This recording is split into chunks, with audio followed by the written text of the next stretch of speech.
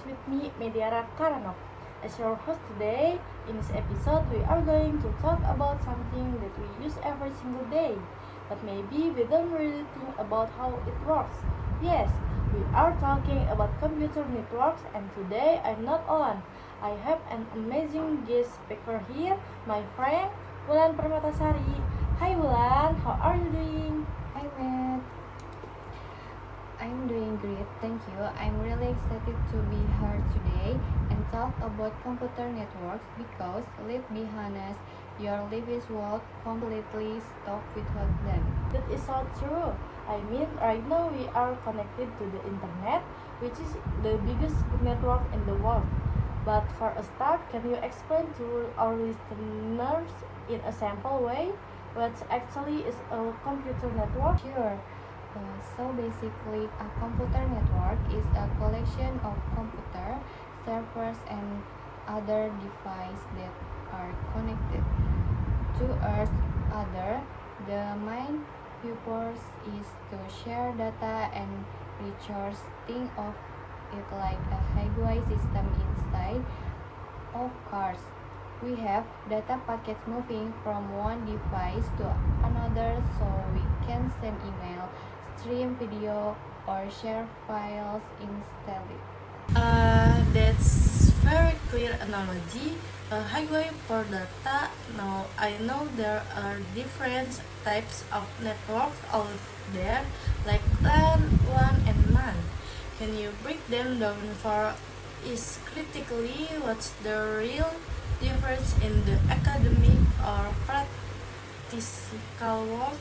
Great question. From an academic perspective, we usually differentiate them by their geographical scale. LAN or local area network is very limited, like inside your BSI campus or your house. It's super fast and secure because it's local. On the other hand, one or with area networks connects multiple LANs across kilometers or even countries. The internet is the ultimate example of a one. The challenge with one is security and latency because the data has to travel so far. Interesting.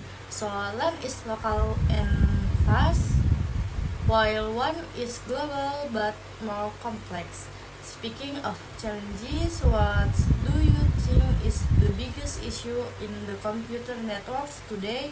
It is security. Absolutely, security is the number one issue. As networks grow larger, they become more vulnerable to cyber attack like data breaches or DDoS attack. That's why networks administration have to implement strong firewalls, encryption, and protocols to protect the data.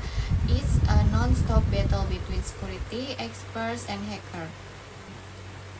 Wow, that's a deep insight. Thank you so much, Ulan, for sharing your knowledge about computer networks. It's really opened your eyes to how complex the digital world is.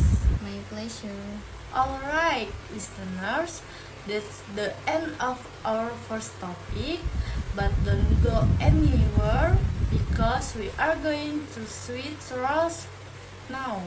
For the next topic, Wulan Permatasari will take over as the host, and I will be the guest speaker. Stay tuned.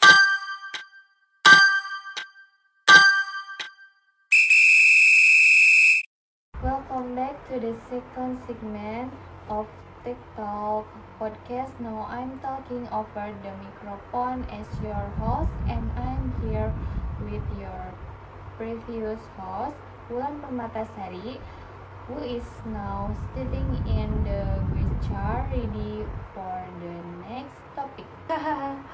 Yes, it feels it a bit different to be the one answering question now, but I am absolutely ready. Let's do this. Awesome.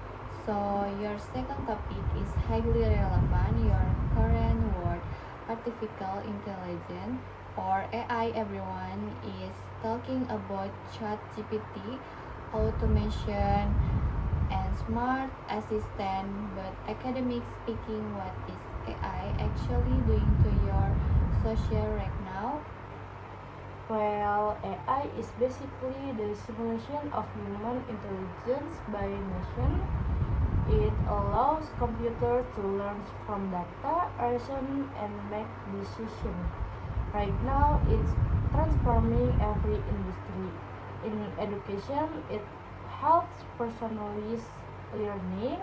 In healthcare, it assists doctor in the diagnosing research faster. It's no longer just future concept. It's an active tool driving the industry. That sounds amazing, but let's think about it critically. A lot of students and workers are actually scared of AI. They think AI will take over their jobs or makes people lazy. What is your take on this ethical dilemma? That is a very valid concern. Ethically and academically, AI-based and job deployments are huge topics. AI learns from human data, and if the data is biased, the AI becomes biased too.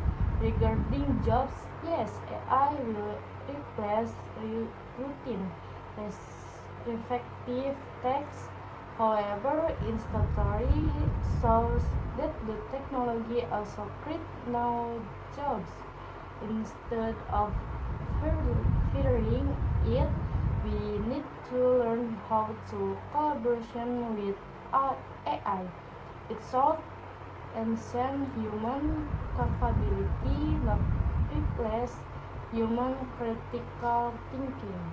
I totally agree. It's about collaboration, not replacement. By the way, speaking of education, your university guidelines strictly prohibit use from using AI tools for this specific project. What do you think about that rule? I think it's a brilliant rule for our learning process. If we use AI voice generator or let AI write everything, we will practice our real English speaking skills, our own critical understanding. This assessment focus use to think, speak naturally, and be original. That's something AI should do for us. Spot on. Originality and human effort are still irreplaceable. Will Mehdi, thank you so much for this insightful discussion about artificial intelligence. It was a pleasure having you as a guest. Thank you for having me. It was a blast. And to all your listeners, thank you for tuning into Tech Talk podcast today. We hope you learned something valuable about computer networks and artificial intelligence. See you in the next episode and goodbye.